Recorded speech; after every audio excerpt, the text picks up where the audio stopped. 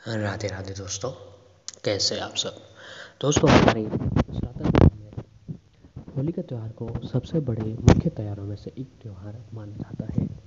जी हाँ दोस्तों, होली के त्यौहार को बड़ा ही धूमधाम और हर्षोल्लास के साथ मनाया जाता है। इस बार जो है दोस्तों, होली का पर्व जो है 8 मार्च 2023 को मनाया जाएगा। वही दोस्तों, होली से एक दिन पहले जो है होली का दहन किया जाता है, जो कि इस बार जो है दोस्तों 7 मार्च के दिन को मनाया जाएगा। यह होली का दहन जो है दोस्तों हर साल फाल्गुन मास के पूर्णिमा तिथि को होता है और होली को रंगों वाली खुशियों का त्यौहार भी कहा जाता है। वही होली का दहन को बुराई पर अच्छाई के जीत का पर्व भी कहा जाता है।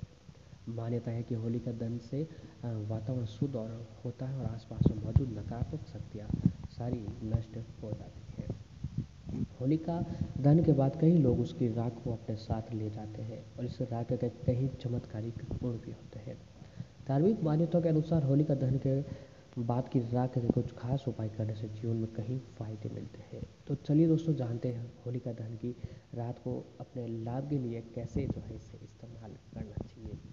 जी हाँ दोस्तों, होलिका दहन के दिन किए गए कुछ खास उपाय जो है दोस्तों हमें जीवन में तरक्की दिलाते हैं और जीवन में जो भी परेशानी है, जो भी कष्ट है, संकट है और सारी परेशानियाँ संकट जो है दोस्तों ख़त्म होने लगती है। तो दोस्तों, हम आपके लिए कुछ ऐसे ही खास उपाय लेकर आए हैं जिसे अगर आपने होलिका दहन के दिन होली वाली रात से और भी कुछ बहुत सारे उपाय हैं जो अगर आपने कर लिया तो फिर देखिए दोस्तों, जीवन में दिन दुनी और रात चौगुनी आपको तरक्की देखने को मिलेगी। तो आइए दोस्तों, बिना देरी किए जानते हैं ऐसे ही कुछ खास उपाय जो आपको होलिका दहन के दिन जरूर करने चाहिए।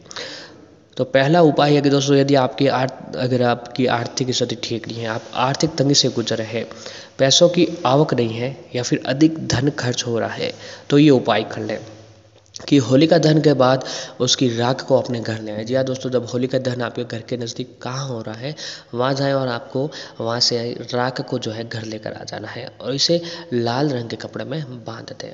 अब इस राख वाले कपड़े को अपने पैसे रखने के स्थान पर जैसे तिजोरी या फिर अलमारी में रख दें। उसे किसी लाल रंग के कपड़े में बांध कर जो है दोस्तों आपको एक पोटली बनाकर आपको धन रखने के स्थान पर रख दें। ये आप जहाँ पर व्यापार व्यवसाय कर रहे हैं वहाँ पर भी आप ये रख सकते हैं।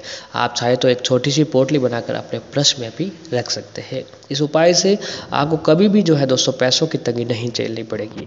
चारों तरफ से आपके पास पैसा आने लग जाएगा। अब दोस्तों, अगला उपाय है कि यदि आप कोई नया काम शुरू करने जा रहे हैं और किसी काम में लाख कोशिशों के बाद भी आपको सफलता नहीं मिल पा रही है, तो होलिका दहन के बाद कुछ राख अपने साथ अपने घर लेकर जाए। जब होलिका दहन हो जाए तो दोस्तों उसकी राख बचे उसे आप अपने घर लेकर जाए और उस राख को एक डिब्बी में रख दें। इस डिब्बी को पूजा स्थल के पास या फिर किसी अन्य साफ सुथरी जगह पर रख दें। जब भी कोई कार्य शुरू करने जाए तो इस राख का टीका माथे पर लगा कर ही जाए। आपको अपने काम में सफलता जरूर प्राप्त होगी। दोस्तों, अगला उपाय है कि घर में सुख शांति और समृद्धि के लिए यदि आप घर में लड़ाई झगड़े बहुत ही अधिक होते हैं तो घर में सुख शांति नहीं रहती है, तो ये उपाय करें कि होलिका दहन की राख को एक पोटली में रख लें। जब होलिका दहन हो जाए तो उस राख को लाए और एक उसकी पोटली बना दीजिए।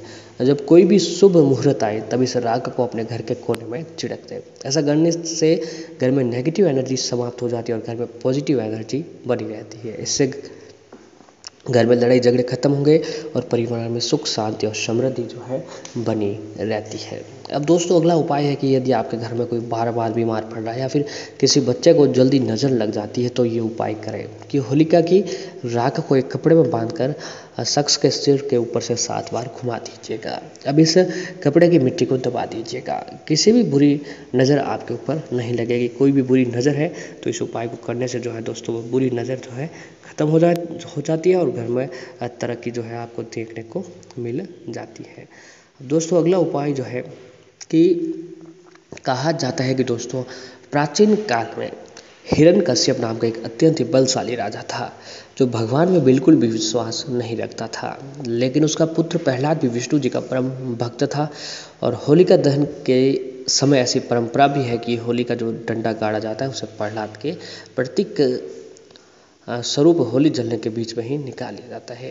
होली की बुझी राख को घर में लाना चाहिए और इस राख की जरूरत आपको धुलंडी वाले दिन पड़ती है।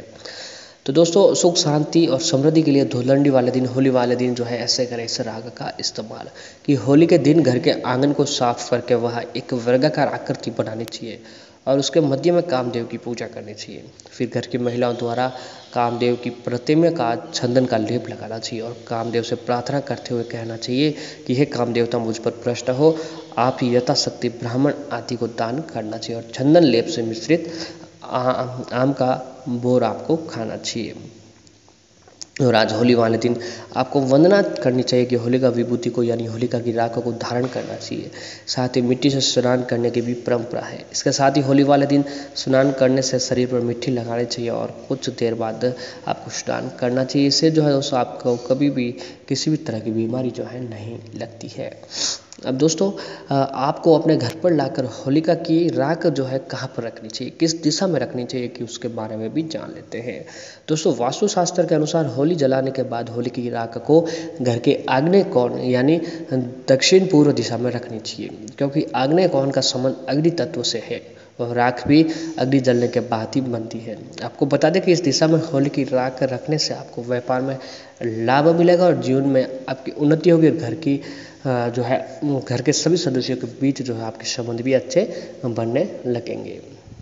अब दोस्तों होलिका दहन के दूसरे दिन आप एक काम करें कि आपके घर के नज़दीक होलिका दहन कहाँ हुआ था आप वहाँ पर जाएं और वहाँ पर जाने के बाद जो है दोस्तों होलिका की जो राख होती है उससे आप अपने घर पर लेकर आए और इसमें जो है राख घर पर लाने के बाद इसमें नमक और राई मिलाकर रख लें। या दोस्तों नमक और राई मिलाकर उसके अंदर आपको रख देना है।